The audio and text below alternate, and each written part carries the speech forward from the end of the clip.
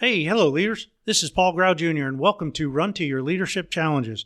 So today, I want to talk about a quote that I heard a while back, but I titled today's episode, "This is Impossible for Leaders." Now, before you turn it off because you're thinking, hey, nothing's impossible, right? You can do everything. And I know a lot of you listening are very confident, and that is awesome. And I'm going to cover that today. But this show is based on a quote that I heard. And I heard a couple weeks ago or a month or so ago, I was at a conference and Zig Ziglar's son, Tom Ziglar, was speaking. And he basically read a quote from his father. And the quote was, "It's impossible for us to consistently perform in a way that is inconsistent with the way we see ourselves." That was Zig Ziglar. Now, think about that just for a second. It's impossible for us to consistently perform in a way that is inconsistent with the way we see ourselves. So, for high-performing leaders, this is good news because we see ourselves as a high-performing leader. We're confident in our abilities.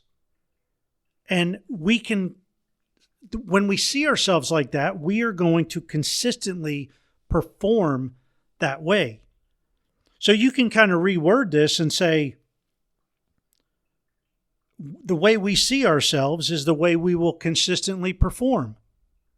Okay? That's another way of saying this quote. Now, my question to you is, how do you see yourself? That's the real question.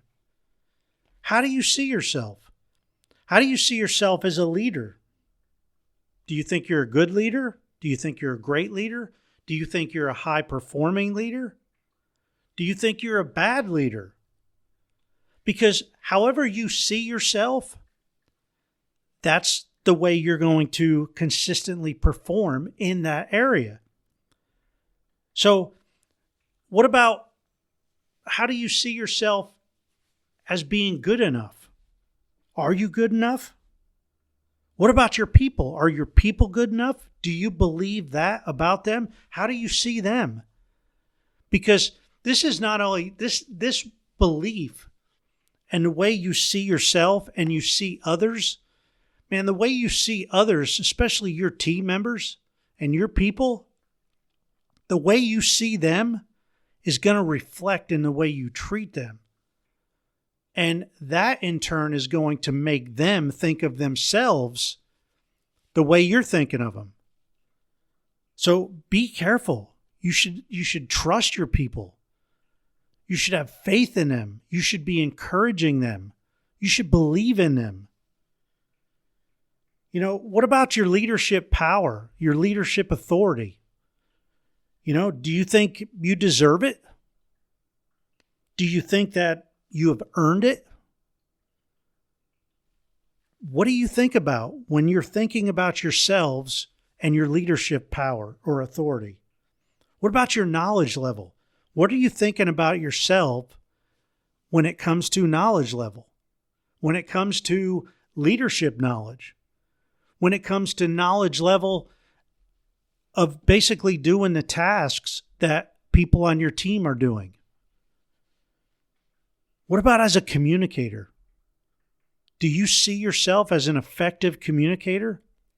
And you remember, you probably go back in the archives here, but I've taught a lot about communicating, and effective communication is when you pass your message to the receiver and they interpret it and basically understand it exactly the way you were meaning to tell them.